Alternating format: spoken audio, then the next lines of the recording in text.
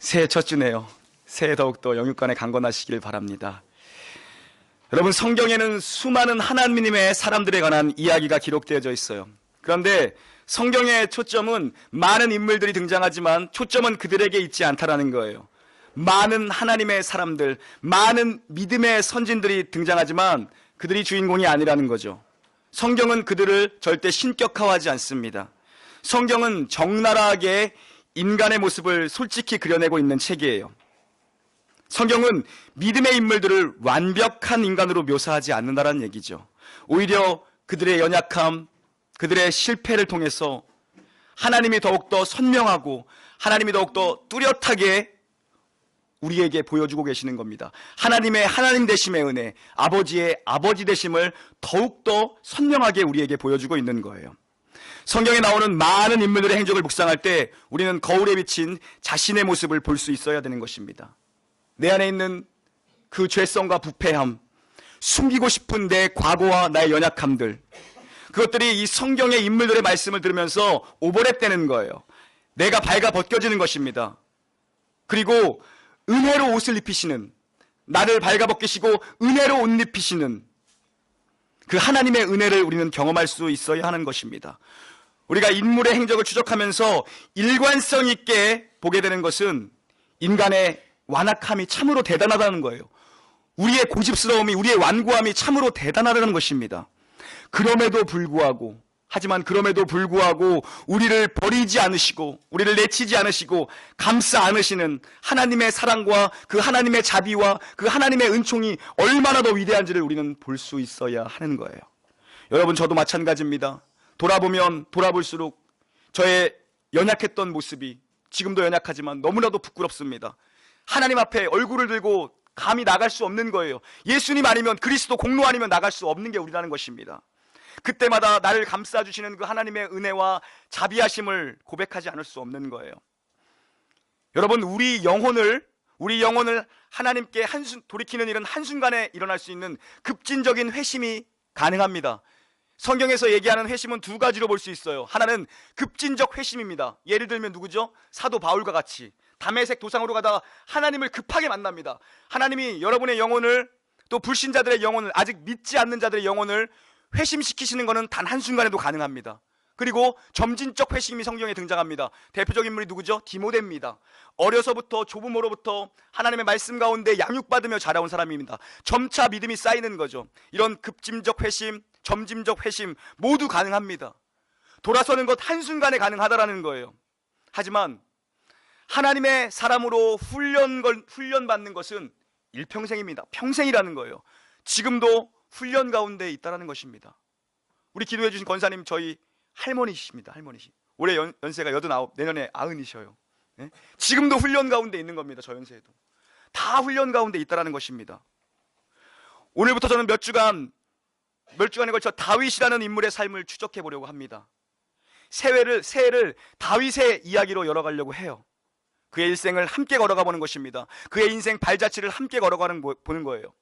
그리고 그 뒤를 뚜벅뚜벅 따라오시는 하나님의 모습을 우리가 볼 수 있어야 하는 것입니다. 다윗의 삶을 통해, 다윗의 실패를 통해 나의 실패를 보는 거예요.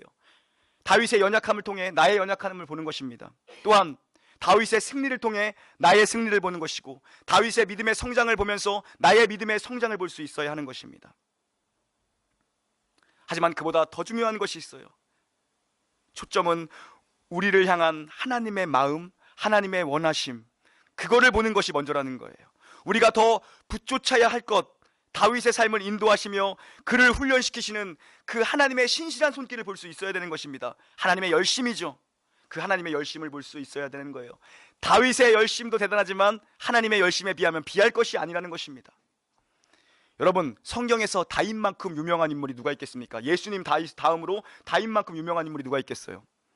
그래서인지 영어 이름도 얼마나 많습니까? 데이비드, 또 누가 있죠? 유명한 영어 이름? 데니엘, 조세, 이런 이름이 가장 유명한 영어 이름 아닙니까? 성경에 나오는 인물들 중에 가장 좋아하는 인물이니까 이름이 많은 거예요. 다니엘이라는 이름이, 다윗이랑 데이비드라는 이름이. 그러니까 이름도 그렇게 지었겠죠. 부모가 자기 아들, 딸들이, 자기 자식들이, 자녀들이 그와 같은 삶을 살라고 그렇게 지은 것 아닙니까? 여러분, 근데 그거 아십니까? 이 사람들 공통점이 있어요. 뭐죠? 믿음 지키느라 죽어라 고생한 사람들입니다. 이 사람들보다 고생한 사람이 없어요. 그럼에도 불구하고 우리가 이 신앙의 영웅들의 이름을 좋아하는 것은 분명한 이유가 있다는 것입니다. 그럼에도 불구하고 다윗에 대한 성경의 한 줄 평가가 무엇입니까? 다윗의 그 긴 인생 스토리를 한 줄로 요약하면 무엇입니까? 하나님 마음에 드는 사람이었어요. 하나님 마음에 합한 사람. 하나님 다윗을 마음에 들어 하셨습니다. 다윗을. 궁금합니다. 하나님 과연 저를 마음에 들어 하실까요? 하나님 여러분 마음에 들어 하실 것 같으세요? 하나님 우리 교회 마음에 들어 하실까요? 하나님 마음에 든다는 것은 우리의 인생, 우리의 성공과 실패를 기준 짓는 최종 평가입니다. 이 땅에 살면서 수많은 사람들의 마음에 들게 살아갈 수 있을 것입니다. 사람 마음에 들면서 살아갈 수 있다는 것입니다. 그러나 정작 하나님 마음에 들지 않는다라면, 그보다 비참한 인생 없다라는 것이죠. 그때에 가서 하나님의 심판대 앞에 섰을 때에 인생을 살면서 무수히 받았던 사람의 칭찬은 아무 소용없다라는 것입니다. 여러분, 세상의 평가 기준이 무엇입니까? 세상은 무엇으로 우리를 평가합니까? 용모와 신장입니다. 용모와 신장이 의미하는 것은 무엇입니까? 인간이 자신을 내세울 수 있는 모든 소유를 얘기하는 거예요. 그것을 대표하는 것이죠. 공부를 많이 했다, 더 성공했다, 더 돈을 많이 벌었다, 더 유명하다, 더 예쁘다, 그런 것들이 사람의 평가 기준 아닌가요? 그리스도인이라고 하는 우리 역시도 이런 사회적, 세상적, 인간적 기준들로 여전히 중요시 여기며 여전히 평가하며 평가받고 살아가지 않습니까? 그런데 여러분, 하나님의 평가 기준은 다르다는 거예요. 하나님의 평가 기준은 다르다는 것입니다. 하나님은 중심, 그 마음 보신다라는 거예요.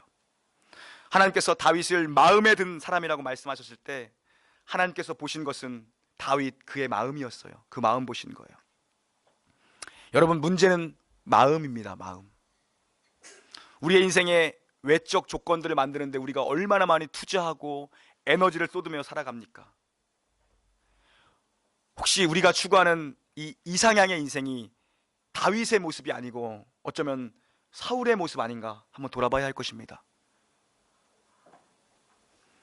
여러분 자녀들 교육시키는 자신의 마음을 한번 돌이켜 보십시오. 우리 자녀들 많이 왔는데 한번 돌이켜 보십시오. 혹시 다윗을 추구하는 것이 아니라 사울을 추구하고 있지 않습니까?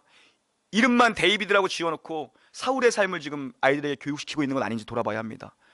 자녀들이 남들보다 머리 하나도 높아지는 것, 머리 하나도 높이 올라가는 자리를 차지하기를 원하고 있지는 않나요? 우리가 하나님 마음에 드는 아이가 아니라 사람 마음에 드는 아이 지금 키우고 있는 거 아닙니까? 하나님 칭찬보다 사람 칭찬에 더 우리 목말라 있는 거 아닙니까? 그거 돌아보라는 것입니다. 사랑하는 여러분, 우리는 지나온 인생을 얼마나 하나님 마음에 들게 살아오셨습니까? 저는 여러분의 인생, 우리 만난 지 지금 한 달, 두 달, 오늘 처음 뵙는 분들도 많은데 모릅니다. 저는 여러분 어떤 인생 살아오셨는지. 하나님 다 알고 계신다라는 겁니다. 사람의 관점에서 여러분이 아무리 큰 성공을 거두셨다 할지라도 거룩하신 하나님께서 지금 여러분을 향해서, 여러분의 자녀들, 여러분 가정을 향해서, 이 교회를 향해서 너희들 별로 마음에 들지 않는다. 우리 교회 아직 최 집사님이 안 계시니까 최 집사 너 별로야, 이러면 그냥 끝나는 거라는 겁니다. 여러분, 마음에 들지 않는다고 하신다면 인생 끝이라는 거예요. 절망이에요. 이보다 큰 절망이 없다라는 것입니다. 놀라운 교회 오늘 개척한 지 딱 10주 됐습니다. 딱 10주 차 예배입니다. 여러분, 하나님께서 여러분 이곳으로 부르셨습니다. 여러분 2016년 한 해 기대되지 않습니까? 가슴 뛰지 않습니까? 여러분 한 명 한 명을 사용하셔서 이 교회를 세워나가실 하나님의 일하심이 여러분 기대되지 않습니까? 저는 너무나 기대됩니다. 요새 여러분, 베드로가 믿음으로 금을 던졌지 않습니까? 믿음으로. 우리 아침마다 새벽마다 틀어놓은 찬양이 주의 말씀 의지하여 믿음으로 금을 던져 오늘 그가 행하실 놀라운 일을 보라. 이 찬양이 새벽마다 계속 나오잖아요. 들으면서 이런 생각 들었어요. 여러분들을 제가 연약한 믿음이지만 믿음으로 개척했더니 하나님이 여러분을 일로 몰아주신 겁니다. 여러분, 그런 마음이 들더라고요. 하나님이 그 뭐예요? 우리의 열심을 넘어서는 하나님이 열심히 수면 밑에서, 바다 밑에서 고기를 몰고 계시는 거 하나님 한번 상상해 보십시오. 여러분, 베드로가 실망할까봐 순종하니까 하나님이 몰고 계시는 거예요. 하나님 지금도 이곳으로 많은 영혼들을 몰고 계신 줄 믿으시기를 축원합니다. 그래요, 여러분. 사람이 많아지는 것 중요할 수 있습니다. 중요해요.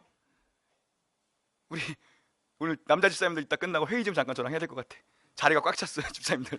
우리 옆으로 옮겨야 될 것 같아. 다음 주 한 주간 제가 기도원 올라가는데 우리 집사님들은 새벽마다 좀 기도해 주십시오. 우리 장소 넓은 곳 사용할 수 있게 해달라고. 이제 꽉 찼어요. 그래요, 여러분. 사람이 많아지는 거 중요합니다. 근데 정말 중요한 게 뭐냐면요, 사람 많아지는 것보다 더 중요한 게 있습니다. 사람 많아지는 건 두 번째 얘기고 사실 별로 중요하지 않을 수 있어요. 정말 중요한 건 제가 주님 마음에 들어야 한다는 것입니다. 우리 교회가 주님 마음에 들어야 한다는 것입니다. 여러분의 신앙생활이 주님 마음에 딱 들어야 한다는 것입니다. 1000명, 10,000명 모여도 주님이 니들 마음에 안 들어, 그럼 아무것도 아니라는 거예요. 우리요, 주님 날에 주님 앞에 섰을 때에 내가 너를 정녕 모른다라고 하시면 1000명 모이고 10,000명 모이는 목회에도 아무 소용없는 것입니다. 여러분, 아무 소용없는 거예요. 2016년 이 메시지를 제게 주신 하나님의 도전이 바로 이것입니다. 여러분, 이 말씀을 제게 주신 새해 첫 주, 이 말씀을 제게 주신 하나님의 도전이 이거예요. 이나야, 하나님 마음에 드는 목회를 해라. 하나님 마음에 드는 성도들을 좀 세워라. 하나님 마음에 드는 교회가 좀 한번 돼보지 않겠니? 내 마음에 드는 교회 찾기가 힘들다 요새. 내 마음에 쏙 드는 그런 성도들이 없다. 그런 신자들이 없다. 내가 마음껏 사용할 만한 준비된 목자가 없더라. 준비된 목회자가 없다. 너희들이 좀 그 일 좀 해주면 안 되겠니? 제게 그렇게 도전 주시는 것 같아요. 사랑하는 여러분, 우리 올 한 해 한번 이런 마음으로, 하나님 마음에 진짜 들고 싶다는 마음으로 한번 신앙생활 해보지 않으시겠습니까, 여러분? 이런 놀라운 마음으로, 이런 놀라운 기대로 이 놀라운 교회를 한번 함께 세워보시지 않겠습니까, 여러분? 비록 지금 사람의 관점에서 내놓을 것이 아무것도 없는 것 같습니다. 손에 잡히는 것이 아무것도 없다고 해도 여러분 실망하거나 낙심하지 마십시오. 여러분이 인생에서 가장 비참한 것 같다라고 느껴도 낙심하지 말라는 거예요. 하나님이 그 마음 보시고 여러분 중심 보시고 너 진짜 내 마음에 드는구나, 그거 평가하시면 그보다 더 큰 성공이 없습니다, 인생에. 여러분은 가장 잘 사신 겁니다. 하나님이 그 말씀 한마디만 해주신다면. 이것이 성경의 일관된 관점이에요, 여러분. 사랑하는 여러분, 그렇다면 우리는 어떻게 하나님 마음에 드는 한 해를 살아낼 수 있을까요? 아니, 어떻게 우리는 일평생을 하나님 마음에 드는 인생을 살 수 있겠습니까? 오늘 이 다윗의 이야기를 통해 하나님 마음에 드는 사람의 참된 면모를 함께 상고해 보도록 합니다. 오늘 본문의 배경이 되는 곳은 엘라 골짜기입니다. 엘라 골짜기. 이 골짜기에서 지금 이스라엘 군대와 블레셋 군대가 서로 대치하고 있는 상황이에요. 일촉즉발의 전운의 기운이 감돌고 있는 전시 상황입니다, 여러분. 엘라 골짜기는 아주 넓은 골짜기라고 합니다. 비가 오면 강이 됩니다. 하지만 비가 오지 않을 때는 넓은 계곡을 형성하는 곳이라고 해요. 그 골짜기처럼 자갈이 많은 또 골짜기가 없다고 합니다. 지금 이스라엘 군대와 블레셋 군대가 40여 이상 대치를 하고 있는 것입니다. 마주보고 시원하게 지금 전투를 못하고 있어요. 한번 붙어야 되는데. 왜냐하면 지형적인 여건 때문에 그랬다고 합니다. 이 골짜기가 높기 때문에 이쪽을 공격하기 위해서는 밑으로 내려가야 되는 거예요. 밑으로 내려가면 불리하겠죠. 그러다 보니까 누구 하나가 선제 공격을 지금 하기 쉽지 않은 상황입니다. 전술상 자기들이 공격을 했다가 궁지에 몰릴 수 있기 때문에. 그래서 대치 상황입니다. 이렇게 계속되는 대치 상황 가운데 블레셋이 작전을 하나 내세웠습니다. 뭡니까? 이스라엘의 사기를 저하시키는 것이에요. 이스라엘의 사기. 전역으로 거인 골리앗을 내보내는 거예요. 이스라엘 군대를 능욕하는 거죠. 골리앗, 우리 전도사님은 상대도 안 될 거예요. 우리 전도사님은 2배는 될 것 같습니다. 골리앗이 신장이 거의 3m 육박하는 거예요. 그 거인이 나와서 자기와 싸울 사람 있으면 나와보라고, 덤비라고 지금 얘기하는 것입니다. 이스라엘 군대를 모욕하는 거예요. 이 작전이 상당히 성공적이었습니다. 사울 왕과 이스라엘 군대의 반응이 상당히 이 작전이 성공적이었다는 것을 보여줍니다. 우리 24절이에요. 오늘 본문 아니지만 17장 24절 한번 읽어볼까요? 24절 함께 봉독합니다. 시작. 이스라엘 모든 사람이 그 사람을 보고 심히 두려워하여 그 앞에서 도망하여. 이스라엘의 모든 사람이 그 사람을 보고 심히 두려워하여 그 앞에서 도망했다고 기록합니다. 이스라엘 군대는 점점 사기가 떨어졌어요. 심지어 도망자들이 속출하고 있는 거예요. 여기에 사울 왕이 왕으로서 내놓은 대안이 무엇인 줄 아세요? 골리앗 목에 현상금 거는 거였습니다. 하나님이 떠난 왕이 이런 거예요. 하나님 의지하지 않는 왕이 이렇게 되는 것입니다. 하나님께 엎드리지 않는 거예요. 그리고 목에 돈 거는 겁니다. 저 사람 이기면 돈 주겠다는 거죠, 쉽게 얘기하면. 그리고 사울의 군사들이 하는 말이 이 말입니다. 저 거인 놈을 보았느냐? 저 놈을 죽이면 왕이 사위로 삼겠다. 그리고 많은 재물 주고 세금을 면제하게 주겠다. 그 군사들이 얘기하는 거예요. 사울의 군사들이. 너 한번 나가봐라, 이 얘기죠. 쉽게 얘기하면 뭐죠? 강 건너 지금 불구경하고 있는 겁니다. 강 건너 불구경하고 있는 거예요. 이 전쟁에는 이스라엘에서 싸울 만한 힘을 가진 사람들이 다 모인 것입니다. 다 참전하는 거예요. 싸울 많은 사람들이. 거꾸로 얘기하면 뭐죠? 싸울 수 없을 것 같아 보이는 사람들만 안 나간 거죠. 누구처럼요? 다윗 같은 사람들, 연약한 사람들만 빼고 싸울 만한 사람들은 다 나간 것입니다. 여러분, 사울 왕이 됐을 때에 사울을 가장 대표적으로 묘사하는 특징이 무엇입니까? 사람보다 키가 월등히 컸다라는 것입니다. 얼굴 하나가 더 있었다는 게 사울에 대한 평가입니다. 머리 하나 크기가 더 있었다라는 거예요. 뭐죠? 힘세고 싸움에 능한 사람이라는 거죠. 장군감이라는 것입니다. 그래서 이스라엘 백성들이 그가 왕이 되는 것을 흔쾌히 수락했습니다. 근데 사울이 놓친 게 있습니다. 사울이 놓친 게 뭐죠? 왕이 돼서 이 사람이 하나님을 의지하는 것을 놓치기 시작한 겁니다. 이 사람이 하나님을 의지하는 것을 놓치기 시작해요. 하나님 말씀에 순종하는 것을 저버리기 시작하는 거예요. 저버리기 시작하는 거예요. 블레셋과의 전장을 위해서 힘센 사람, 장정들을 모았을지 몰라도 하나님을 열심히 의지하는 것을 지금 놓쳤습니다. 그거에 지금 게으름 피우고 있는 거예요. 사람들 모으는 데는 힘을 냈습니다. 싸움 잘하는 용사들 모으는 일에는. 근데 하나님 의지하는 걸 지금 놓친 거예요, 사울이. 이스라엘이 언제부턴가 전쟁에 나가는데 하나님을 찾는 것이 아니라 창과 칼을 찾기 시작했습니다. 입술로는 하나님 믿는다고 떠들었습니다. 근데 하나님을 안 찾는 거예요. 사실은 그게 이스라엘의 현 주소였던 것입니다. 우리의 현 주소는 아닌가 돌아봐야 한다는 거예요. 이게 잘못 가고 있다는 거죠. 이렇게 가는 길은. 여러분의 비즈니스에서, 여러분의 학업에서 우리 교회가 하나님 의지하고 있는지, 아니면 내 실력, 내 능력 의지하고 있는지 점검해 보라는 것입니다. 여러분 회사에서 여러분 무엇 의지하는지 점검해 보라는 것입니다. 여러분, 그게 다 아닙니다. 사울과 그의 백성들 이스라엘은 하나님이 우리의 가장 큰 풍요로움이 되신다는 것을 또 놓쳤어요. 그걸 망각했습니다. 그래서 하나님이 진멸하라고 했죠. 아말렉을 진멸하라고 했습니다. 근데 어떻게 하죠? 자기들 눈에 보기 좋은 것을 남깁니다. 그것들을 가지고 옵니다. 하나님 명령에 불순종한 거죠. 자기들 눈에 좋은 것으로 풍요를 누리려고 합니다. 이들이 하나님이 아닌 다른 것으로 자신의 미래를 지금 보장받으려고 했던 것입니다. 지금 상황이 어떻게 돌아갑니까, 여러분?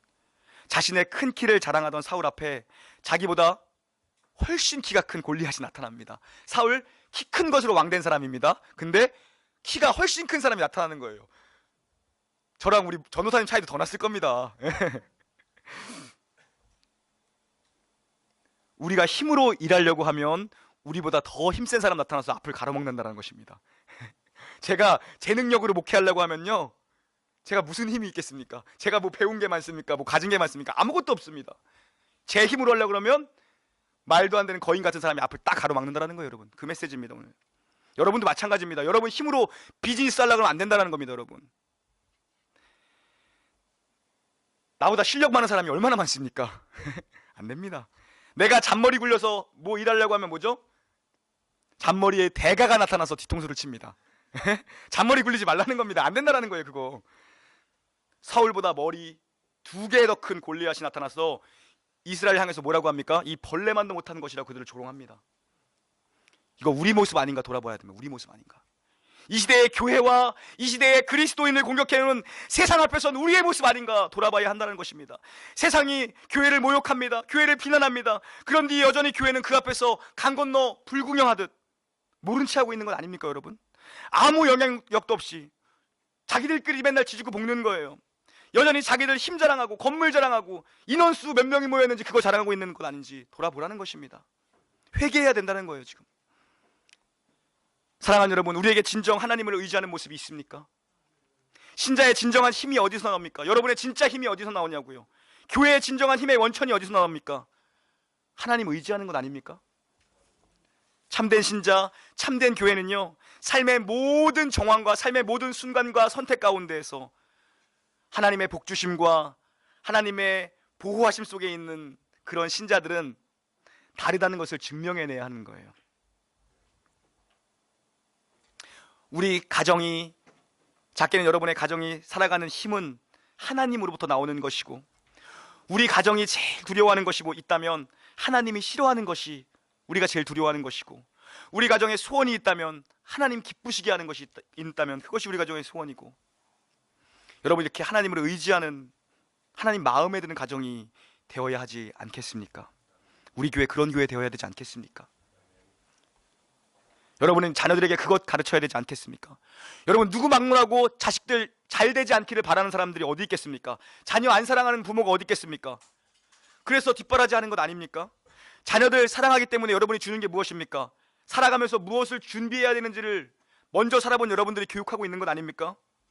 그 핵심이 뭡니까? 교육이요, 돈 아닙니까? 교육이요, 돈입니다. 그러나 갈라야 한다라는 것입니다. 성경은 얘기하기를 달라야 한다라고 얘기하는 것입니다.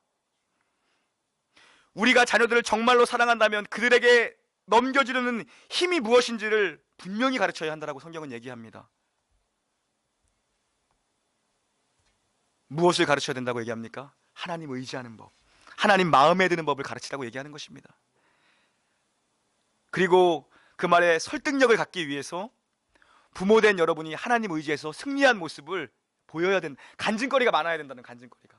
여러분이 하나님 의지했더니 봐라, 말로만 하는 것이 아니라 하나님, 아빠 엄마가 하나님 의지했더니 하나님이 길을 여시는 것 봐라. 그 말에 설득력을 갖기 위해서 여러분이 먼저 증명해내야 된다는 것입니다.